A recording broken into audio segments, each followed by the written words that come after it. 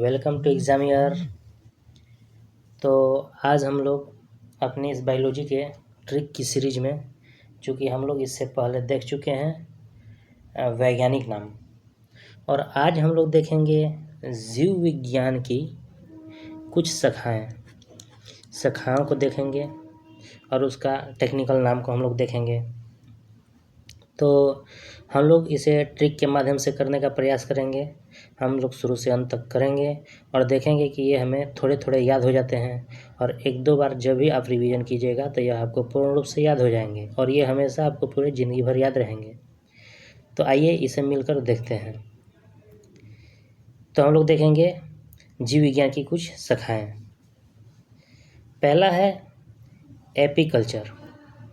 Apiculture में हम लोग मधुमक्खी पालन का अध्ययन करते हैं। तो इसे हम ट्रिक के माध्यम से किस तरह देखते हैं। यहाँ हम लोग देखते हैं एपी में पी है, और पी मतलब पीना से याद रख सकते हैं।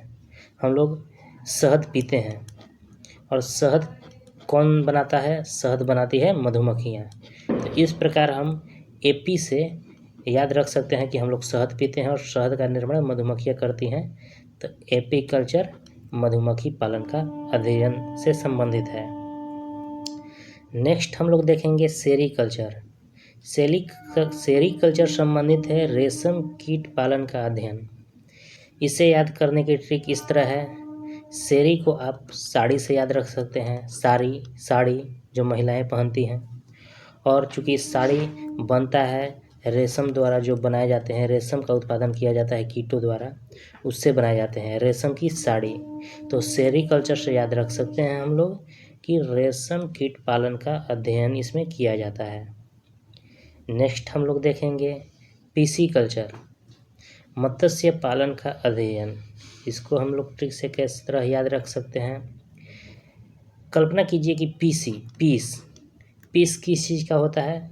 तो जो मछलियाँ होती है, मछलियों को पीस में काटा जाता है, काटकर उसे खाने योग्य बनाया जाता है।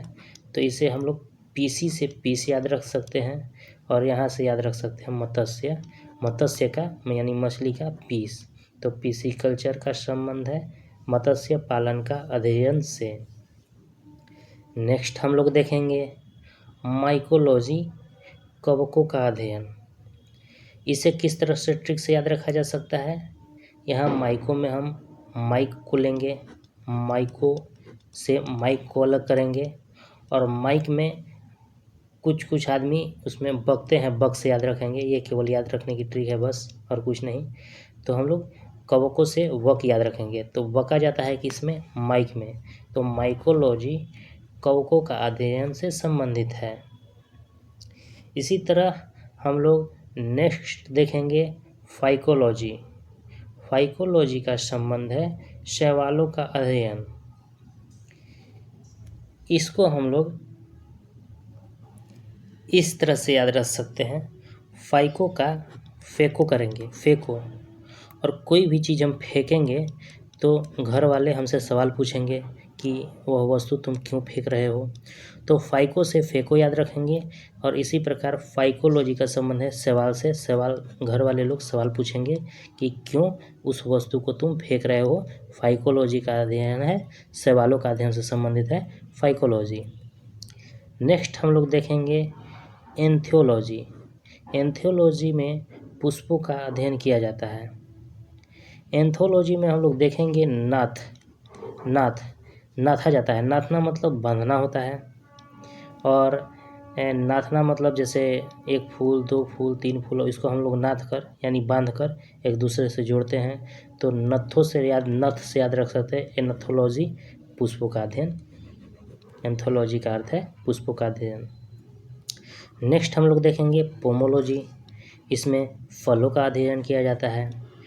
हम लोग इसे किस तरह ट्रिक से याद रख सकते हैं। हम लोग यहाँ देखेंगे कि पोमोलॉजी में पोमो है, और पोमीग्रेनेट मतलब अनार होता है, और अनार एक तरह का फल है। तो हम लोग पोमोलॉजी से याद रख सकते हैं फलों का अध्ययन। नेक्स्ट हमारा है ऑर्निथोलॉजी।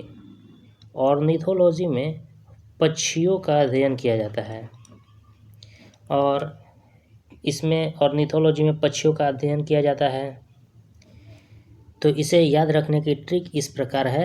ऑर्निथोलॉजी से अनाथ से याद रख सकते हैं, यानी पक्षी अनाथ होते हैं, इधर उधर कहीं भी उड़ते फिरते हैं, कहीं भी उड़ के एक जगह से दूसरे जगह पर चले जाते हैं, ये एक तरह से अनाथ होते हैं। तो ऑर्निथोलॉजी पक्षियों का अध्ययन हम लोग याद रख सकते हैं।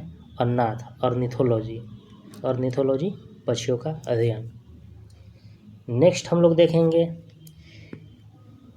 इक्थ्योलॉजी, मछलियों का अध्ययन। चूँकि एक जगह हम लोग देखे हैं मत्स्य का अध्ययन, यहाँ है मछलियों का अध्ययन। चूँकि वहाँ मत्स्य पालन यानी मछली खाने के लिए था, इसीलिए उसे पीस से याद रखे थे। यहाँ पर अध्ययन किया जा रहा है, मछली का अध्ययन, इसे खाना नहीं है, इसे पढ़ना है। तो अगर मछली का अध्ययन हमें करना है तो कितनी मछलियाँ लेंगे हम लोग? एक मछली लेंगे। एक मछली लेकर हम लोग अध्ययन कर सकते हैं कि ये क्या है, कैसे है। तो इक्थियोलॉजी से एक ले सकते हैं, और एक मछली लेकर हम लोग अध्ययन करेंगे तो इक्थियोलॉजी से हम लोग याद रख सकते हैं मछलियों का अध्ययन। नेक्स्ट है हमारा एंटोमोलॉजी, और एंटोमोलॉजी में कीटों का अध्ययन किया जाता है। क्योंकि यह सबसे आसान है ट्रिक से याद करने में, क्योंकि एंट मतलब होता है चींटी, और चींटी को एक तरह का कीट कहा जा सकता है। तो एंटोमोलॉजी कीटों का अध्ययन से संबंधित है। नेक्स्ट हम लोग देखेंगे डेंड्रोलॉजी। डेंड्रोलॉजी संबंधित है वृक्षों एवं झाड़ियों का अध्ययन से। क्योंकि डेंड्रोलॉजी को ट्रिक से याद रखने के लिए हमें शुरू में देखना पड़ेगा, यहाँ है डंडा, यहाँ डंडा का सेंस मिल रहा है, डंडा से याद रख सकते हैं। डंडा हमें किस चीज़ से मिलता है? तो वृक्ष से मिल सकता है। अगर कहीं आसपास झाड़ियाँ है तो वहाँ से भी हम लोग डंडा काट कर निकाल सकते हैं। तो डेंड्रोलॉजी का संबंध है वृक्षों एवं झाड़ियों का अध्ययन से। नेक्स्ट हम लोग देखेंगे ऑफियोलॉजी। ऑफियोलॉजी का संबंध है सर्पों का अध्ययन से। इसे ट्रिक से याद रखने के लिए हम लोग ऑफियो में देखते हैं फियो, फियो से फियर होता है, ऑफियो फियर का सेंस दे रहा है, यानी डरना, और डरते हैं हम लोग सर्प से। तो हम लोग इस तरह याद रख सकते हैं, ऑफियोलॉजी का संबंध है सर्पों का अध्ययन से। सारोलॉजी, सारोलॉजी का में हम लोग अध्ययन करते हैं छिपकलियों का अध्ययन। तो इसे याद रखने के लिए किस तरह याद रख सकते हैं? क्योंकि छिपकली एक सरल कीट है, यानी यह हर घर में लगभग पाया ही जाता है। तो अगर छिपकलियों का अध्ययन करना है तो यह सबसे सरल है। क्यों? क्योंकि यह हर घर में पाया जाता है।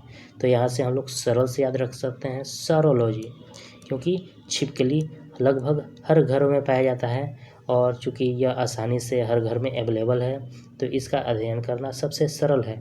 छिपकलियों का अध्ययन हम सरल यानी सरोलॉजी से करते हैं। नेक्स्ट है हमारा सिल्वीकल्चर। सिल्वीकल्चर में हम लोग काष्ठी पेड़ों का संवर्धन का अध्ययन करते हैं। तो इसे याद रखने की ट्रिक क्या हो सकती है? सिल्वीकल्चर में सिल्ली आ रहा है, और सिल्ली तो हम लोग जानते हैं, सिल्ली होता है ये एक तरह का तख्ता टाइप का होता है, और सिल्ली हम लोग लकड़ी से बनाते हैं। और चूँकि काष्ठी पेड़ों का संवर्धन, काष्ठी मतलब वैसे पेड़ जिससे अच्छे किस्म की लकड़ी प्राप्त की जा सके, उसका संवर्धन का अध्ययन किया जाता है। और अच्छी पेड़ जो होते हैं, जो अच्छी लकड़ी देते हैं, उनसे सिल्ली बनाया जाता है, या छत की सिल्ली हो, सीढ़ी की सिल्ली हो, या कोई मजबूत चौखट हो, तो उसे सिल्ली कहते हैं। और सिल्ली से हम लोग याद रख सकते हैं सिल्वीकल्चर, इसमें हम लोग संवर्धन करते हैं, काष्ठी पेड़ों का संवर्धन। नेक्स्ट है हमारा हार्टिकल्चर। हार्टिकल्चर में हम लोग उद्यान विज्ञान का अध्ययन करते हैं।